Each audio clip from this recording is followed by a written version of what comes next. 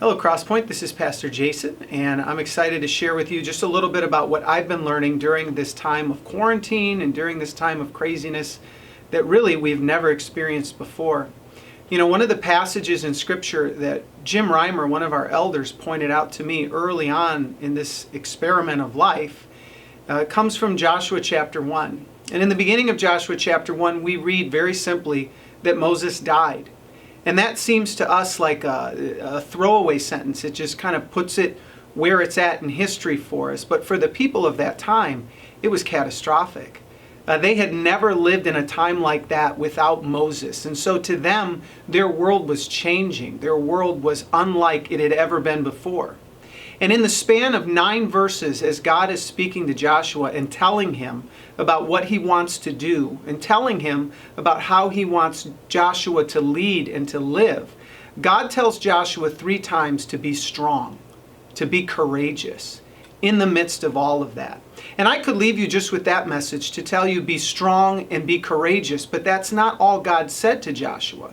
Because we can find within ourselves the ability to be strong in many circumstances, and we can find courage within.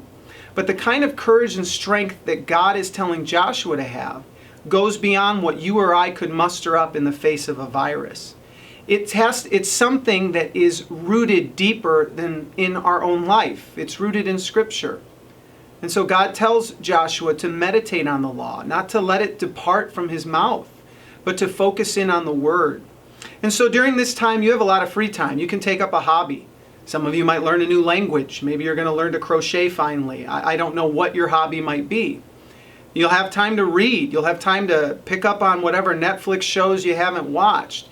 But use some of your time to be in the Word.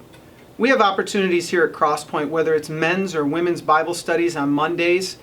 We have a Bible study at 11 a.m. on Sundays that you can tune into. And then there's other opportunities where you can study the Bible on your own. And so during this time where you're set apart from a lot of people, where you're unable to do a lot of what you would normally do, use it as a time to grow. And use it as a time to grow in your knowledge of God and in your appreciation for who He is. Dig into the Word, and you will find that after all of this is done, at least a part of you is going to be stronger. I look forward to seeing you again when we can come back together as a church. But until then, send an email, text us, call, whatever it is, and let's stay connected. Thanks.